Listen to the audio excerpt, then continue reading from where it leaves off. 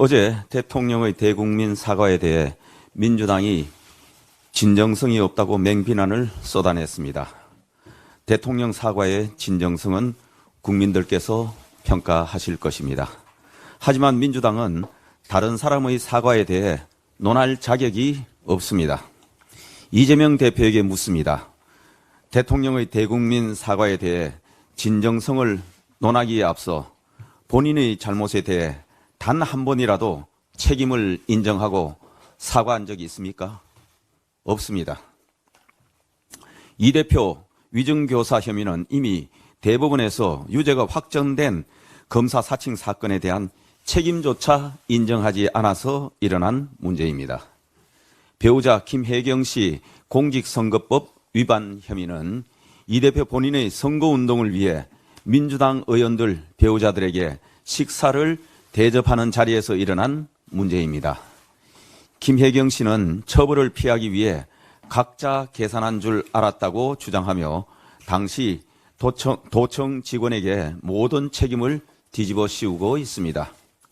이재명 대표는 1년 내내 금투세 논란을 질질 끌면서 우리 주식시장을 혼란에 빠뜨렸던 것에 대한 사과 한마디 없었고 한술 더 떠서 원래 주가 하락을 우리 정부 탓으로 돌리기까지 했습니다. 이재명 대표뿐만 아닙니다. 민주당 전당대회 돈봉투 살포 사건에는 총 9명의 야당 전현직 국회의원이 연루되었고 그중에 윤관석 전 민주당 사무총장이 실형을 선고받았고 송영길 전 민주당 대표는 징역 9년을 구형받았습니다. 그런데 민주당은 단 한마디 사과도 없었습니다. 구속영장을 청구받은 민주당 신영대 의원은 민주당 의석수를 줄이기 위한 검찰의 작전이라는 황당한 주장까지 펼치고 있습니다. 민주당의 그 뻔뻔함이 가히 기네스북에 오를 만합니다.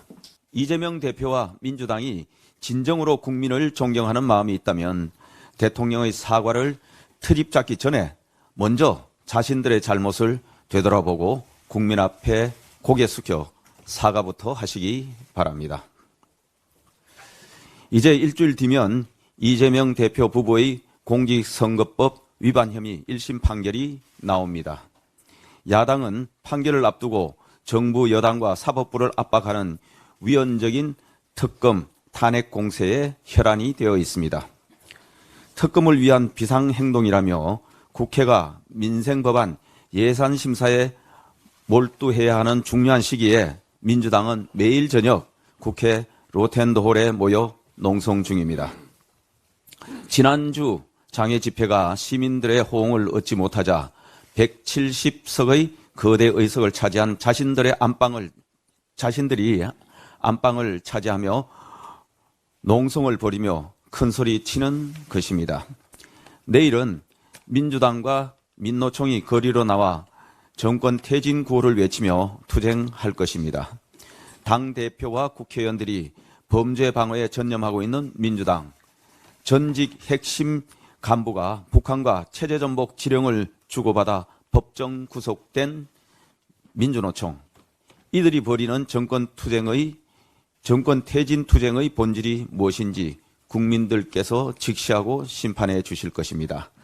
자신의 잘못을 덮기 위해 행정부와 사법부를 흔드는 이재명 대표와 민주당 반드시 국민과 역사의 심판을 받을 것입니다.